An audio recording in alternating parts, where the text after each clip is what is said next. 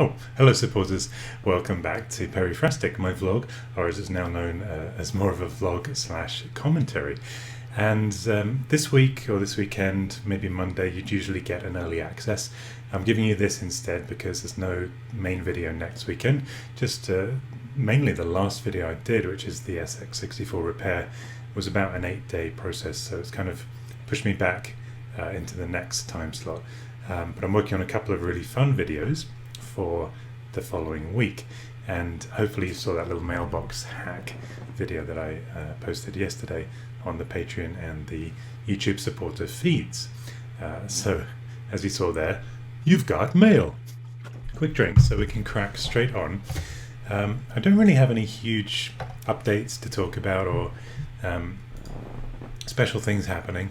I guess the Commander X16, the 8-bit guy's computer, I just released on the Facebook group there this image. I can just call you up here, call up the website. So this is the 3D render that I did with a little help from Matt Ricardo, who helped with those worms videos. So this is the case that I've designed. It's got my logo there and the keyboard, of course. So the first time that people have seen the case and the motherboard designed by Kevin Williams there. So we put this in, or me and Matt put this into a render and put this onto the new website. Now the website is now live, but it's a soft launch, so I haven't announced it. So if you guys want to go to commanderx16.com, you can check out, I've put an FAQ there, much more nicely laid out than Facebook. We've got of course the forums with everything you'd need there. We've got off-topic stuff, help and support, even a ticketing system if you have an order or a delivery issue down the line. And the thing I'm most proud of is this software library. So we've already got beta testers who've uploaded their programs. I've got official software, so I've put the emulator here you can download. It's really easy. You can choose Mac, Win, Linux.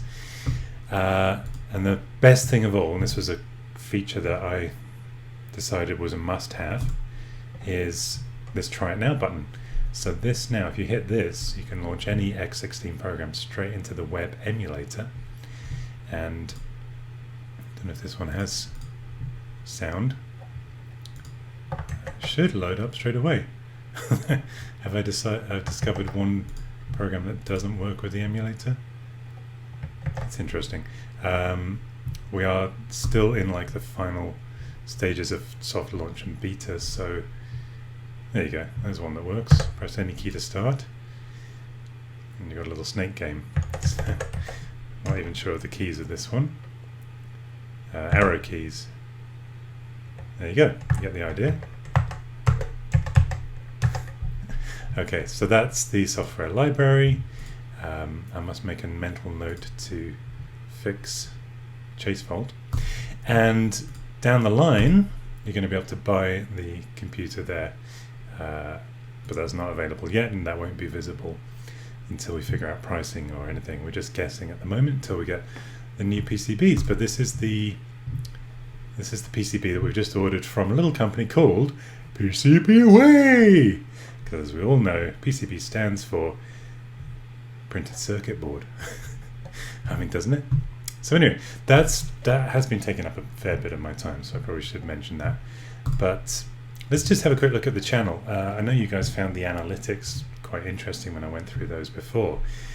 And I talked about how live videos had a bit of a negative effect. And this was the little period, let me zoom in here. This was a little period where I did the live videos for a month or month and a bit. And we were doing really well. We'd released the chess video, suddenly got my subscribers up to nearly 400 a day at the peak of that, and then it just went zoom. So now, after I've stopped doing those and I've been putting out the regular videos, you can see here the Blocky Bricks drive, the peak of that was nearly 300 subscribers a day. Then we had a gap with nothing going on. Then I released the Atari arcade video, 377 in one day. And it's continued like that through the various videos. Unboxings are typically pretty low, but actually this unboxing has 20,000 views now, which is my unboxings, even from a year ago, still only have 10,000 views, so that's great. And then, of course, I just released the 3D printing video, and actually, let's take a little look at that. But you can see in the last 90 days, that was the little dip. We've had nearly 10,000 subscribers, which monthly is about 3,000, 3,500, which is back to kind of my my steady pace. So that's really good. But yeah, that video, I'm sure you've seen it. You saw the early access 3D print refurb. I keep renaming it. I'm just trying to look at the analytics and hone what keywords in the title get the best clicks. And actually nothing I changed it to did any differently, but I settled on 3D print plus dishwasher of the first color laptop, in quotes. Just tweaking, just trying to get the best results. But if I refresh this, look at that, 96% more views. It was 97, and it fluctuates, you know. 96% more than usual. So this is my usual range, a little grey area here, and then this is where this one is. So typically I would have a maximum of 18,000 views by now. It's been just over 24 hours. It's been about a day and a half, and I've got 30,000 views on that video. I think there's a few reasons. I think people like the thumbnail. There's a girl in a bikini, it doesn't hurt. There's also a really sexy computer, and I think 3D printing is really interesting, and I think so. I chose to show the little screen grab of the X, Y, and Z axis on the Cura Ultimaker 3D model, and of course highlighting 3D print refurb, showing an old computer, which ties into the first color laptop. So I think that gets the clicks. But with YouTube, the key is engagement. People have to keep watching, and as you can see here, they typically it falls off. That's fine, but anything over 40%, 50% is amazing. So half the people that clicked kept watching, almost.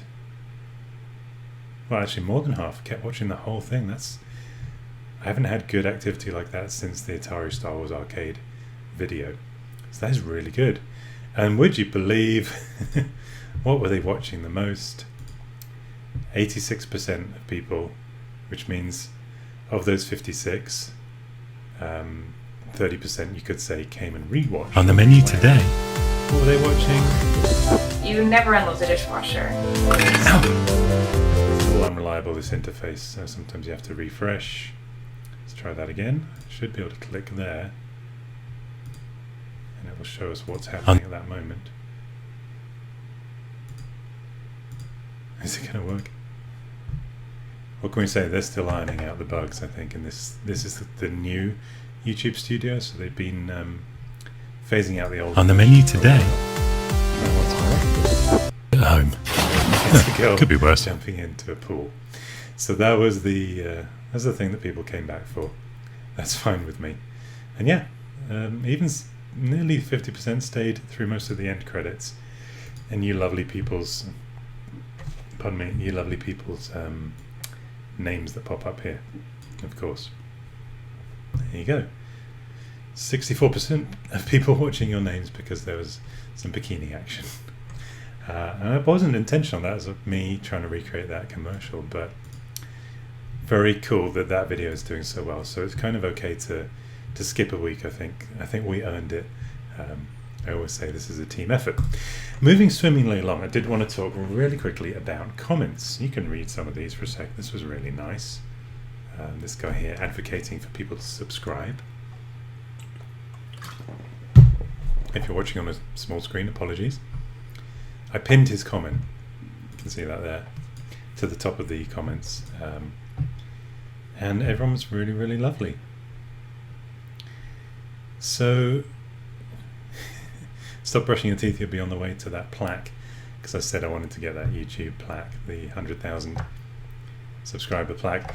But yeah, just to talk about comments, I think in 2 of the vlogs I kind of was venting about negative comments. Something changed over the last few months, the last 6 to 8 videos, where I've started to get a lot less negative comments. Now, I think there's part of the reason is when people see a successful channel, there's a psychology of feeling you're not really going to undermine that person. You may as well not bother because they're obviously established. And as I'm creeping up more towards that 100,000, I think there is a deterrent. You go on LGR, every channel has little quirks and things that they could probably improve. People don't say nasty things on his channel, from what I've seen, unless he deletes them, because he's got 1 million subscribers plus. So I think that's part of it, but also I've added a keyword filter for any things. Give you one example, and this isn't venting because I just have dealt with it by putting a filter so people can't comment that. But on the chess video with me and Lady Fractic, we both had the same haircut. People kept saying that, which was funny. But 1 or 2 people were like, "Who's that dyke?" Now I'm just quoting them. I don't mean to be offensive, but that is offensive. And that kind of thing. I put keyword filter so those people won't be able to comment, that kind of thing. However, the other thing I think that's changed is I saw this somewhere on the internet as a kind of, someone else was saying how they deal with comments. I started to try to see the good in the negative comments.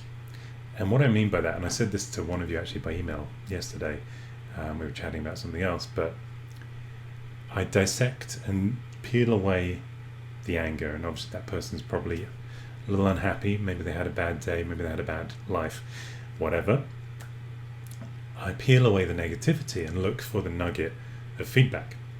Because if someone is that enraged that they need to do the mouth breathing keyboard bashing, as I call it, there's obviously something there.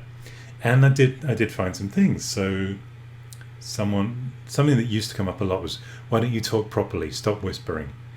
So I can't change how I talk. I've always been soft-spoken for the longest time. I've had to repeat myself in regular social situations. It's just the way I am, and I'm not going to put on a voice, PCB way, apart from that. But it does mean I can remember to just be a little more alive when I'm doing the commentating, because I think there were a couple of videos where I maybe sounded bored. Probably it was the end of the day when I was recording them. I was tired.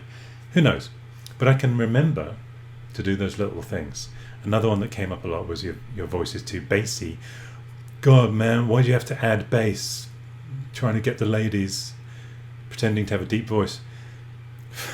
Funny story, and I can show you in the video in a minute, but I don't add any EQ bass.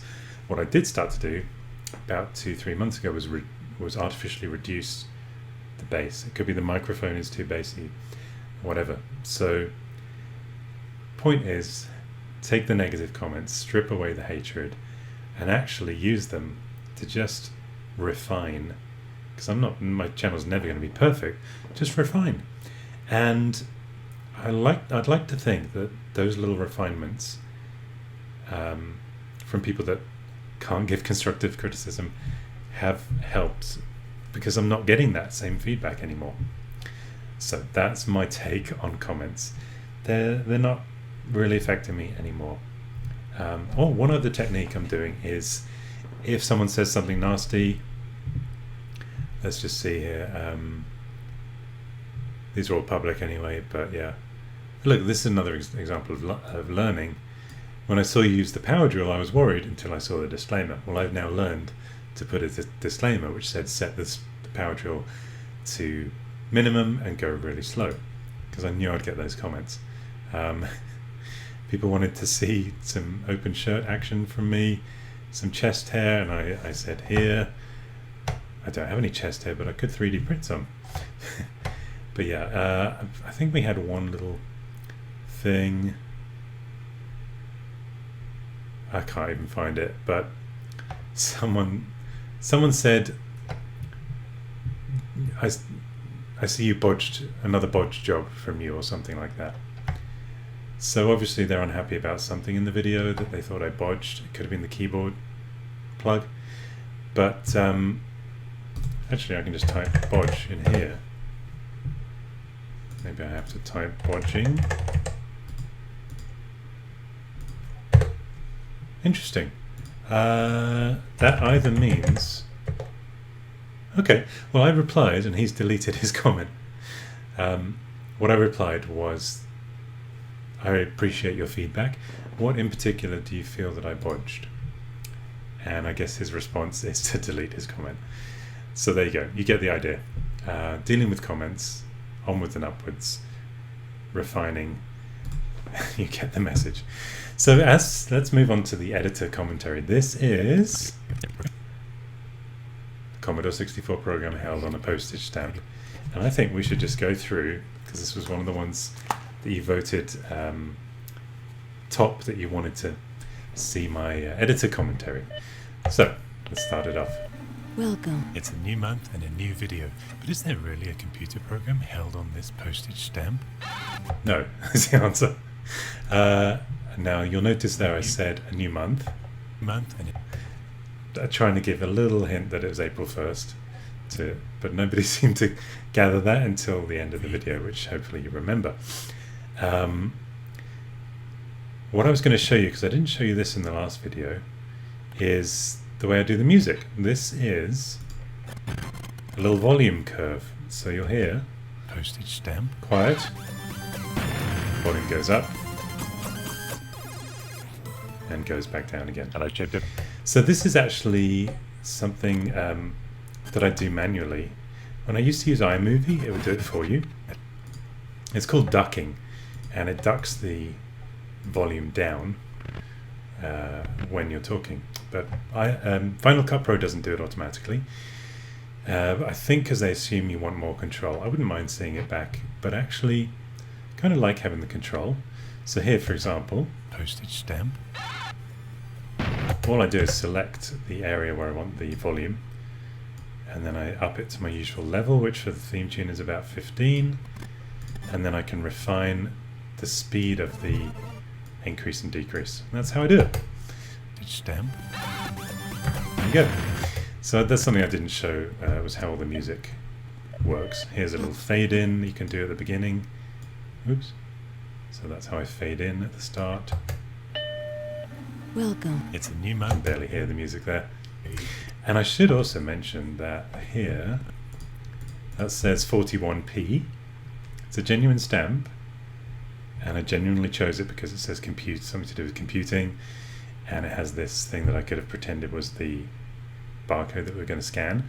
But how lovely that it also has April 1st. Thought you'd like that. It's also, by the way, it's from 1994, but I pretend it's from 1984. I think I ended up photoshopping, but we'll come to that. This is the new-ish intro, the Quick Bites intro for shorter videos that Gaz Marshall helped me design. Here it is. So that is a separate element there. Just sits on top. So if I go to transform, that's the bit that Gaz did. And then I just moved it and I made it slightly opaque, slightly see-through, I think. What did I do actually? Because it is transparent slightly. Oh yeah, blend mode. So you can, normal would have been solid like this. And by doing add, it actually adds it to the image. So you can see a little bit of the screen reflection came back through there. Yeah, and then the explosion here, this is a sound effect. Let me actually open that up as a clip on its own. Listen to this. Can you hear that's kind of very 8-bit?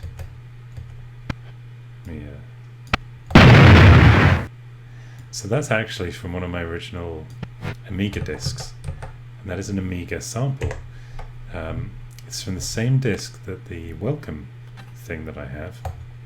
I don't have a welcome on this one actually. Oh, there it is, yeah. Welcome. That came from the same sample set of discs for the Amiga. And I like to use these. I kept I kept the files on my hard disk folder in my Amiga, and that's how I use them. So yeah, just timed that explosion with the landing, and then that's a little effect. It's just one of the built-in ones, but it kind of looks like the image is being chomped away. And then on the mic, I just recorded this, me going. If you have misophonia like me, I apologize, but that is me going. So that is just four little chomps. There we go. Hello Chip Dippers, welcome to another Quick Bites, bite-sized recipes that are still good enough to eat, watch. Okay, so I go through the intro here, talk about having 64,000 subscribers. Now when I filmed this, I didn't have 64,000 subscribers, so that is photoshopped. I had 63.6, so I had to fake it until I make it. But by the end of the day, on that video, I had 64,000. So I talked about how that was the same as 64K, and I wanted to do that because I had the screen here, and that seemed to be the right time to do it. Computer So, yeah. talking. So here's the stamps. These were a very kind donation to the channel. That's a little photo which I put an effect on that just to make it look more like I was filming it. So if you look at the distort area here, as I move the slider, you can see that I distort the image. So it kind of just looks like, Of course, Elite, and so many other familiar faces. Wipeout, Looks like a real Worms, photo. of course, which we did several. similar thing episodes there. about. Just copied that effect. Tomb Raider, and Tomb Raider 1, 2, 3. Sometimes I do that because filming, getting a steady shot is sometimes trickier, but you can actually get a good effect there. Then here, this was a genuine Thank you, David. moment. Those are awesome. I'll leave them there. So of course I had to add my smashed glass effect to that. A little photo of an old Royal Mail truck, and I added an effect to that called aged film. You can see it here, just to kind of make it seem like I'm not just slapping photos from Google on there. Royal Mail collaborated with Commodore as a marketing stunt. And Sometimes what I'll do with those as well is add, I have my own handheld effect here, which simulates a handheld camera. It's very slight collaborated movement. with Commodore as a You marketing can see the image stunt and released a computer moving program there. held on it.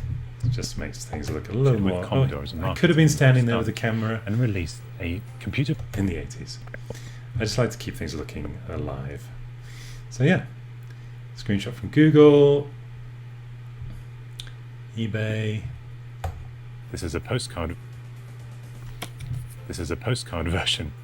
Not sure why I dubbed that. See what the original audio was. This is a postcard version. So I didn't like that I said this is a post size accidentally. This is a postcard version. I don't know why I said post size.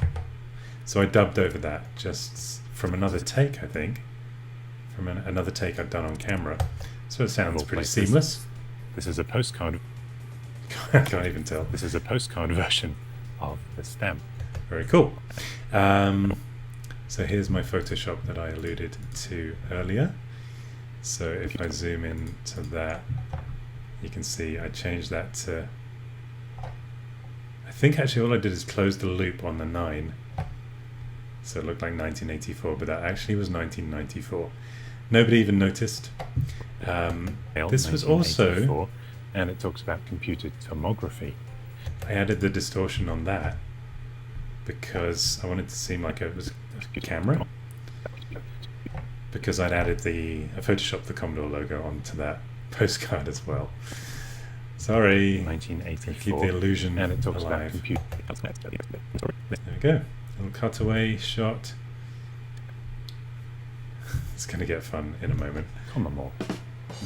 And Common more. Again, some aged film, Wrigley's commercial. That was the first barcode. But I think I lie here. And I guess it's kind of like a modern day barcode. And I say modern day in retro terms again, because of course barcodes were invented in 1891, 1 year after the punch hole computer was invented. By the way, please read this important message on these punch holes. So 1891, of course, a complete lie. I think that was 1960 something. First barcode there. So this is from the Home Computer Museum, I think, near Amsterdam, and very kindly sent to me by Bart, the curator there.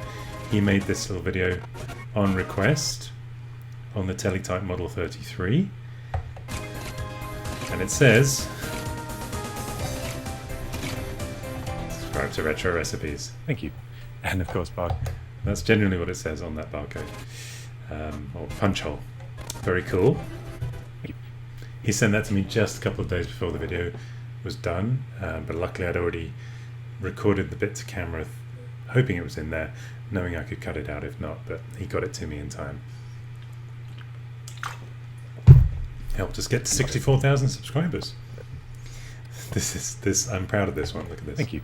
And of course, barcodes were based on Morse code, invented by the Roman gladiator Morsius. There was no Roman gladiator Morsius. I believe that was there a Morsius? No, because here it is. That's the pronunciation. Commodus.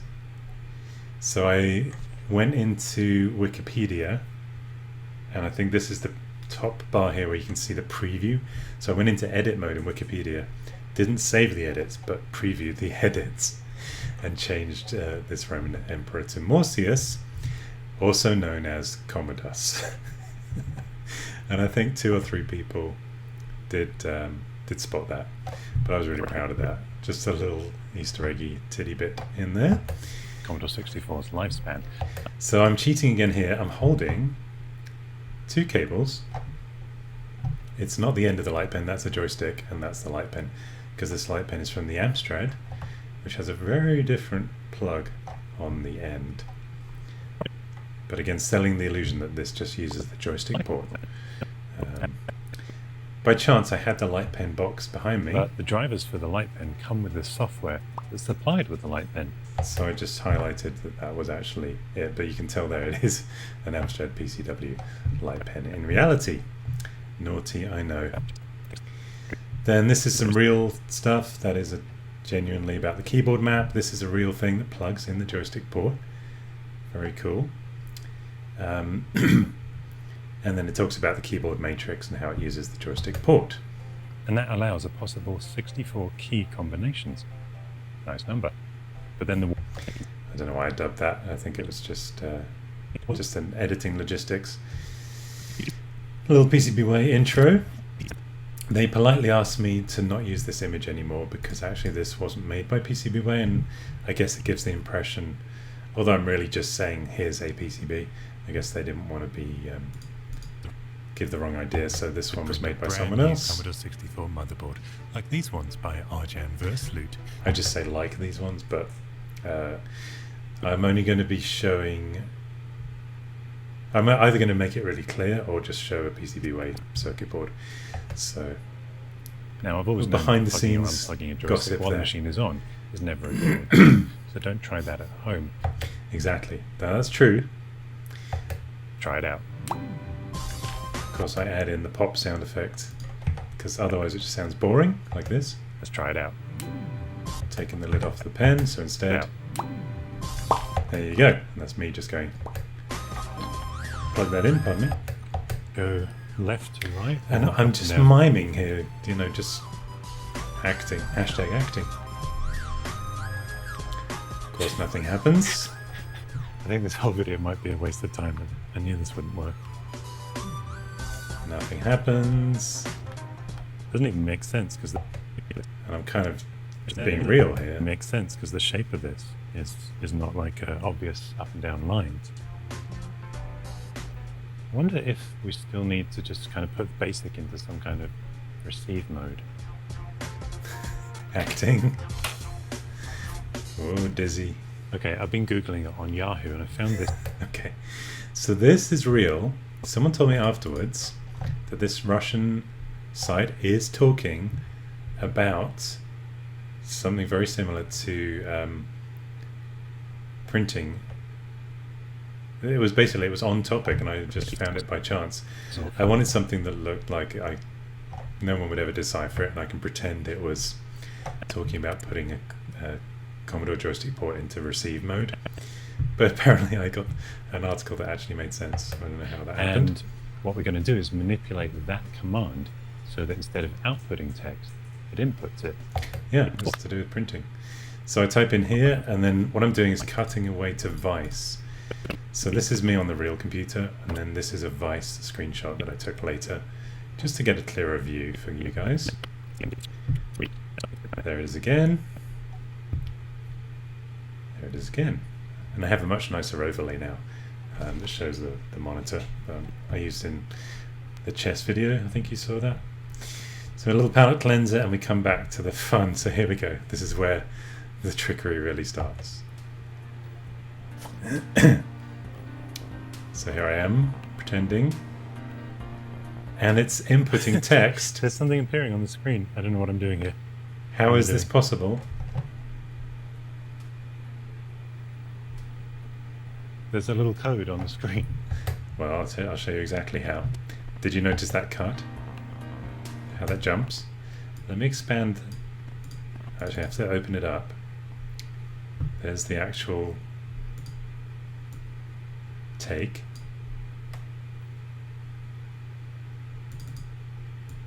There we go. Sorry, it has trouble scrolling off the edge of the screen sometimes, but here I go. Okay, now I can show you exactly what's going on. I've got the... Let me remind myself even. Okay, so what I've done is I've got a program ready that I coded that's actually gonna print text to the screen very slowly. And I've typed run, but I haven't pressed enter yet. And now I'm poising my hand ready to scan.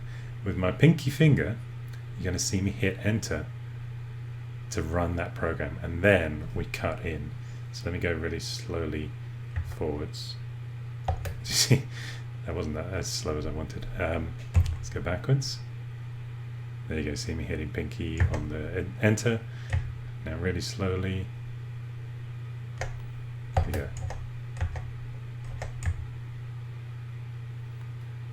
One more time. Here it is. I missed it the first time. And I wonder actually if I can just see me coding that program. See how far I can extend this. No, that... Oh, yeah. No, yeah, no, you know. The mouse is being finicky about this clip. What I'll do is open the clip, because that might be fun to look at. There I am. So that's the actual program right there. So 10 is the actual, so it's a string or $8 is the text. That tells it kind of the delay, and that says to print it with that delay. And yeah, I think maybe it's 1 second. I can't remember now, but that's how that program works. So then we go back into our clip, and you can see, of course, I stretched the clip now, so it's going to be in the wrong place. We hit undo a couple times. So now watch the magic. Poise. There you go. That's how I did that. And then acting. There's something appearing on the screen. I don't know what I'm doing here. Now that little acting technique, I always follow the technique Michael Caine taught me via video, not me directly, but I watched a video where I think he said Laurence Olivier told him the best bit of advice is don't act, become. So the moment I hit enter, I forget everything that I've done before, and I become into that moment. But just not pretending it's real, but watching it as it's real, as if it's real. There's something appearing on the screen. I don't know what I'm doing here. What am I doing? And somehow I timed that perfectly that I lift the pen off the paper just when the program stops. Oh, I saw it happen and really quickly lift it up. That kind of works. And then There's a little cut to a little handheld camera shot. run. Syntax error. So that was all faked in the same way. I'd already typed syntax error. This was a different version of that same screen print program that actually malfunctioned and did something quite nice, where it printed the second line before the first. But I then point out, well, that's line 1 of the program. 1D, line 1. So that was really cool. This, by the way, if you don't remember the video, was just the fake command that would supposedly put the joystick into receive mode. I love that. So yeah, this prints a different version that's longer. I lift the pen up at just the right moment.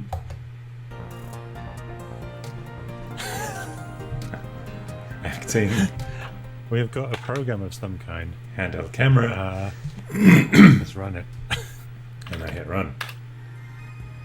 Now this took a lot of work because I couldn't actually get this. This is a genuine Snake program that someone wrote, and it is a genuine one-line program. You can look in the description of that original video if you want to download it, but I couldn't get it to work. And he'd only ever tested it on Vice, and it seems, and he never corrected me, it doesn't work on real C64s. So although it loads the program, I had to cut to Vice to actually show the snake, because you see the snake there running down the screen? It actually didn't work on the real computer, so I kind of faked it. So here, it draws the stars but not the snake. Oh, wait. It's a snake game. So there's no snake. And then I thought afterwards, wouldn't it be funny, the coloured squares on the postcard are in an S shape. So I say, well, that's why they're in an S shape, because it is a snake. What are the controls? This didn't come with any instructions. Usually ASD, ZX. You did tell me the try those. controls. So we run it again on Vice.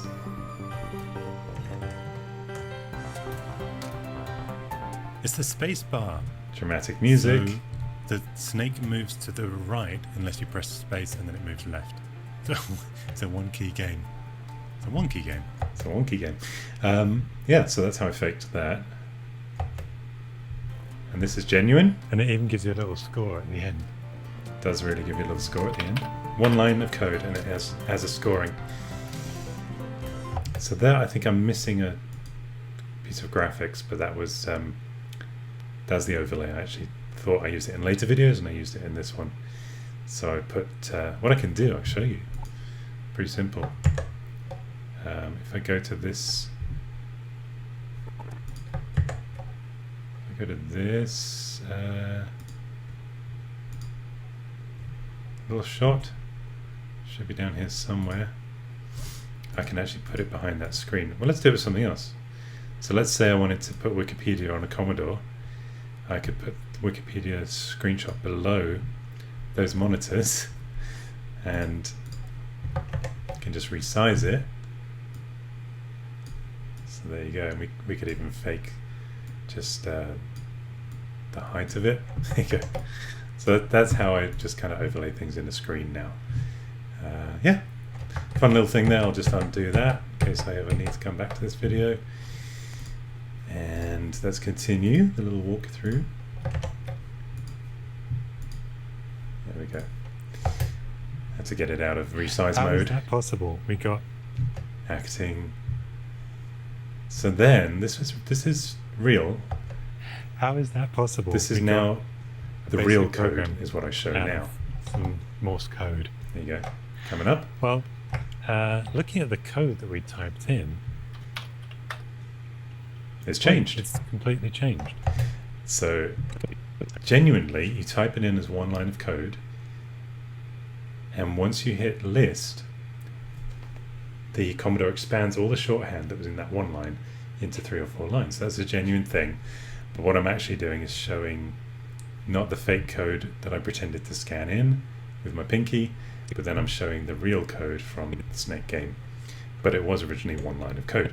So I tried to emulate it with the pinky faking, but it was really hard to get all the correct characters and stuff because it uses Petsky stuff, but yeah, it worked for these purposes. So then I know what was happening. So work it out. There is short code that you can use, like short, don't act, become shorthand, essentially. Yeah, here I explain it. So this is that's the real program there.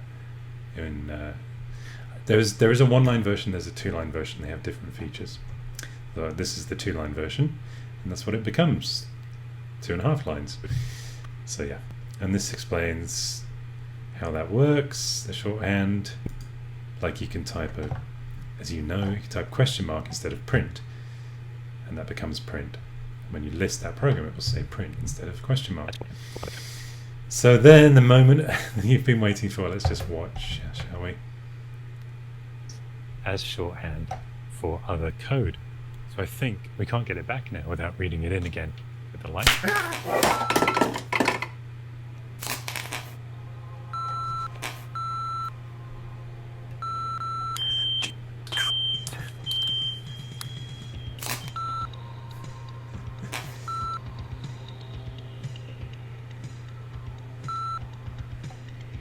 All right. Love it. Let's break this down. That looks so real. That is real. So let me start from the beginning. This is obviously pretty obvious, I think. Zoom in here a little bit so you can see. It's a green screen flash. So if I just take you to that on its own, this is all you're seeing. It's just like sparklers. Downloaded it from YouTube, it was free. So that is how that happens. What I did, zoom in even more, I put oh yeah, so this has a little shape mask of brightness right there. I think that's what that is. Yeah. So that just adds a glow. So I added it because look how fake that looks otherwise. Although in a way it looks more fake, but for the split second your brain can't really see. But it's more important to show light emitting, I think. Then I've got this sound effect. So that it's layers upon layers adding to the illusion. Here's the sound effect. It's me going. Sounds like an electric shock. What can I tell you? That kind of works. And then this is, I think, some spark sounds. So that is, believe it or not, the genuine sounds from my Amiga 4000 PSU exploding on camera. You can hear my chair rolling away. Because when I filmed that, I was in this chair, this little rolly office chair. You can hear my chair rolling away and hitting the filing cabinet behind. So you add those together. And I dubbed. I actually used the same scream that I used, which I dubbed. It wasn't real. I didn't really scream when the Amiga power supply exploded. That's just me dubbing it, and you can hear me turn the mic off. And then saying it's okay to Peri-phrastic. She got scared that I screamed. I guess I did a few takes, but yeah, let's put those together. And here's what you get. With the light. So that was the first illusion. I then put a sensor beep in there. And the sound of me dropping something that I added later.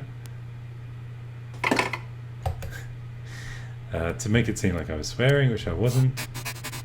More sparks.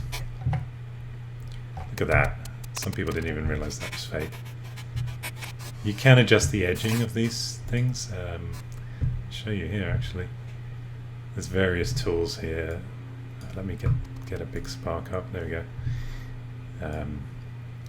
So you can mix the actual chroma key, which is what they call the green screen, is when you key out that color. Spill level, so that's kind of the color spill. Edge distance doesn't really make a difference in this case. And one of these, erode. See how I tried to get it to fade more into the background there. Maybe in hindsight better without it. But like that one there is really fake. So I think I went to erode. See how that makes that a little less fake? You get the idea there.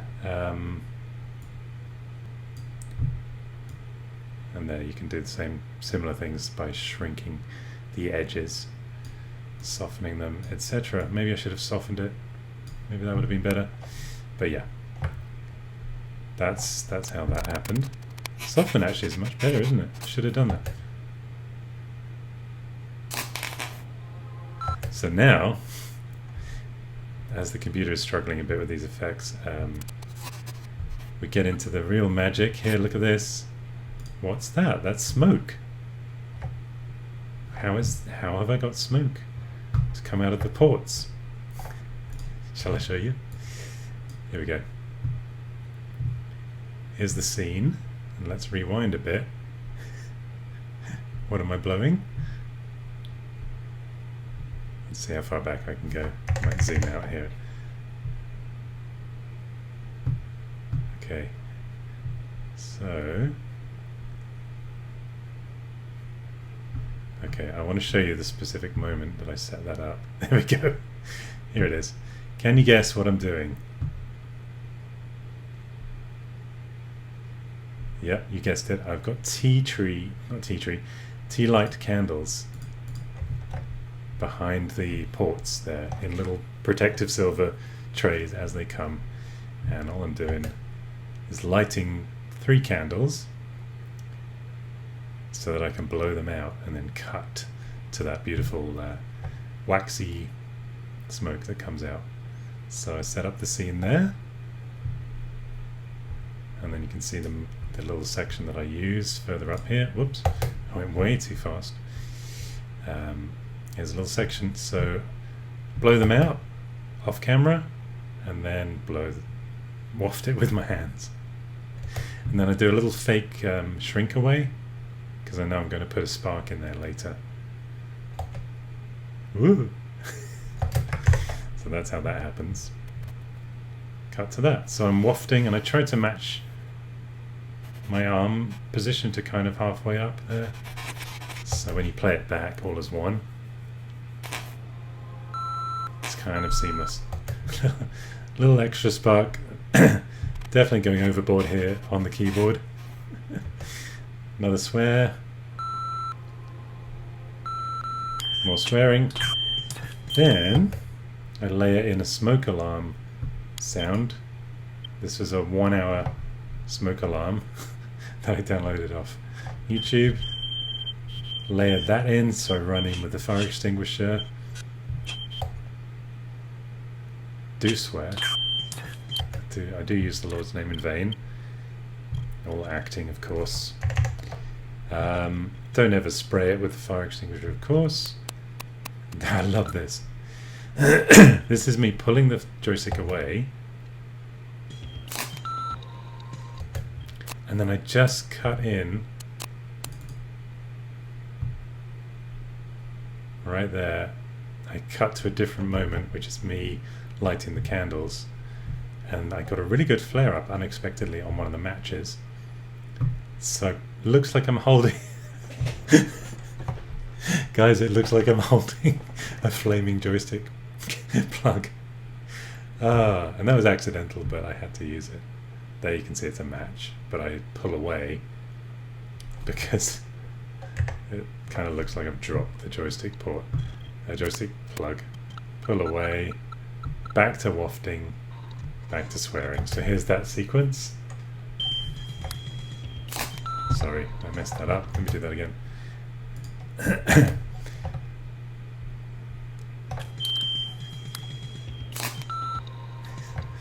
It's too quick and the eye just can't tell what's going on, which means I get away with it. Haha. Then I move my Galaxy Fold out of the way, pretend I've burned my hand, pretend I've burned my arm. Then we cut to me just talking back to the camera, and this happens. Well, I get... Oh, shit.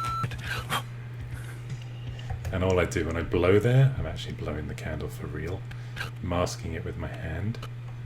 You can see the little flame of the candle there. It kind of looks like it could be the port on fire. And again, put that little sequence together, you get this. Well, I get... Oh, shit. That actually works really well. So, acting. Well, I did say I would be up for the challenge in the name of science. Yeah. I actually thought we were okay. Well, I get... Ow. One more little spark, just as I put my hand down there. And of course, the fun thing is if you take it all out, I'm just doing this. Well, I get... Ow. Just pretending that it's just hot. I think I was actually trying to pretend it was hot, that was the idea. But it looked funny if I put the spark in. So then I think that's kind of it. I do a little outro where I pretend that I've just spotted this computer in the John Wick movies. This is the bane of everyone on Facebook's lives, if you're not aware, is every week someone posts this screenshot saying, I've just discovered a Commodore 64 in John Wick. I don't mind, but I see how much it annoys other people, so I thought I'd pretend that I'm the first. And that's actually a VIC-20. So there you go. And this is the other one that gets posted every week, almost. So I also pretend that I'm the one that's discovered this Polish garage that still uses a Commodore 64 for some sort of calibration program. Yeah, so Yeah, what happens there is no next? such thing as a... So then I come clean. As for me, I'm going to wrap it up. And for this video, I'll just say happy 1st of April. Yeah, there. So there's a little tape spooling sound, and if you heard it there, I use that sometimes when I want to pretend an awkward moment's happened. This video, I'll just say happy 1st of April. Yeah, there is no such thing as a computer program held on a postage stamp. Coming clean. Forgive me. I hope you didn't mind a little bit of light-hearted relief. And I think I sold that on eBay for charity or gave it away. I can't remember. Or maybe I still have it. Yeah, the charity auction was the Team 17 stuff. By the way, if you check out Cura Orphanage, they're looking for more funds because COVID has been very hard for them. They've had to rehouse a lot of their students at the Cura Orphanage in Nairobi. So just Google Cura Orphanage. I know they're asking for $50 from everyone just to feed a child for the next few months. I went ahead and donated some extra, but we've as a channel we've given them $1,000, so that keeps I think about 5 kids fed for a year. So that's amazing, really good cause. Back Stored to in this 1 line of code. There's also a version stored in 3 lines of code, and it uses that shorthand method. That 3 lines, maybe it was 3 lines. So yeah, and in the description of that video, I put a ton of stuff of what was fake, what was real. So I say fact check this video in the description. Thanks for watching. Subscribe below. I mean, Let's see what happens. unsubscribe below. That's it. I pretend that everyone's unsubscribed because I'm faking it, and that then ties into anyone watching it on the day would see I didn't have 64,000 subscribers, and I got a ton of comments from people saying, wow, people actually unsubscribed. No, I never had 64 to begin with. And then I show a little bit, this was kind of fun I think, to show a little bit of the making of the video, just while the end credits and you guys' names rolled. So this is what I showed them.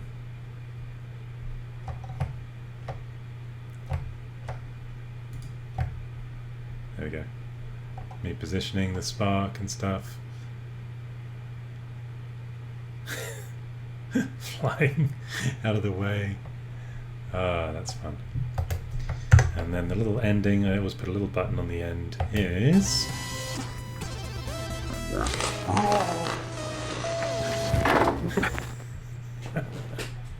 I forgot that. So that right there was a scene that isn't in the video,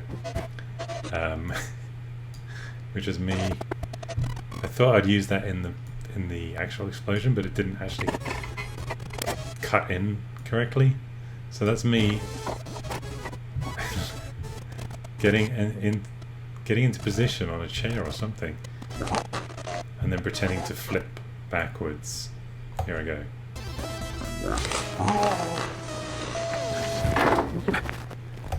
All I'm doing is waving my legs actually, but it looks like I fly back from here.